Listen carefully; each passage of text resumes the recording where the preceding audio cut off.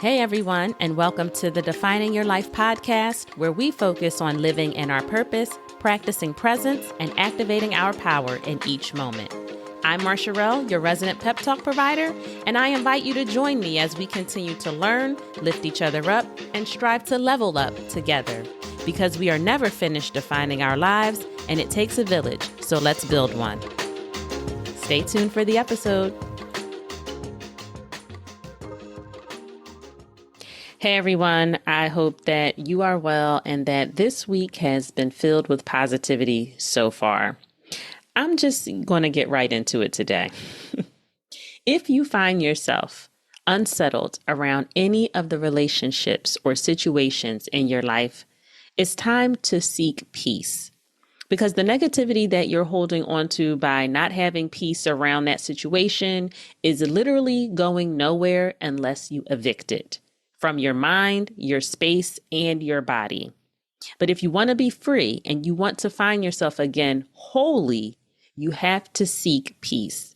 No fancy job, wardrobe, skincare routine, or any amount of trips around the world will take the place of doing the work and getting to a place of peace inwardly.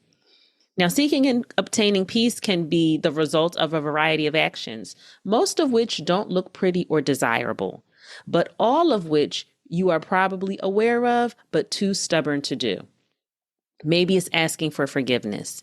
Maybe it's rekindling a relationship that fell off not because of something negative, but perhaps it was simply neglect, and you recognize the value of that relationship, but you haven't taken the step to get it back.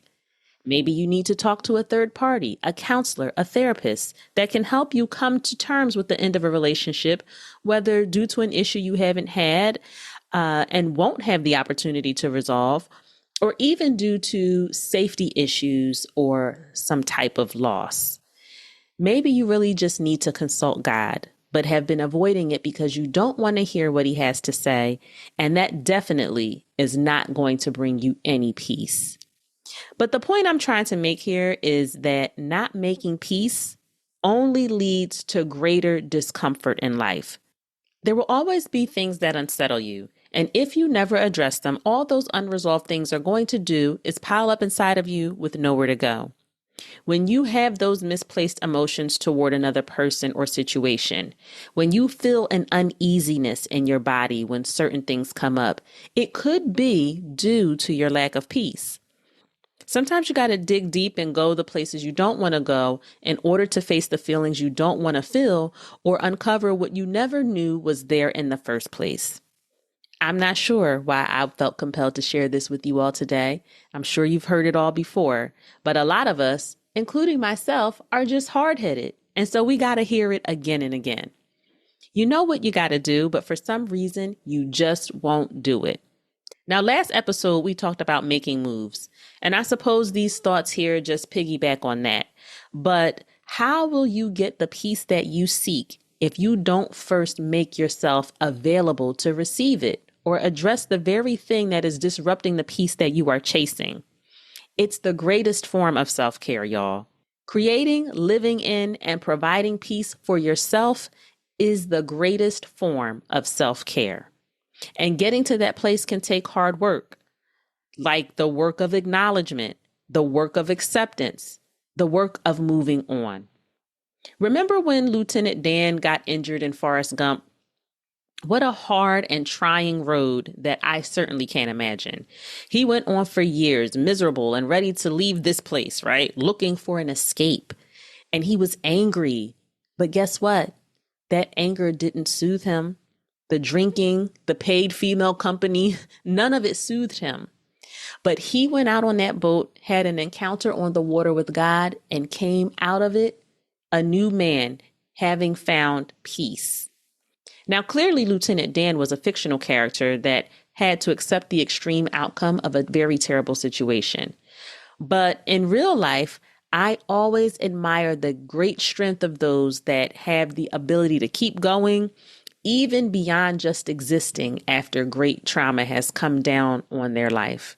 What strength and what beauty in that strength.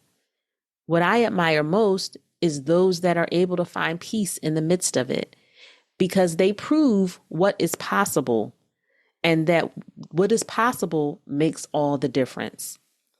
To accept, to acknowledge, to move on, even when things look a lot different than you thought they would.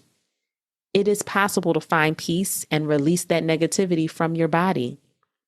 When has holding on to negativity ever served you well in the long haul? If you have some examples, I'd love to hear them. I really would. You know, when we don't have peace, it eats us up mentally and physically. And where do you think that tension goes? What about that brain fog that you can't seem to shake? Your body is cloudy with all of the negativity that you can't let go of.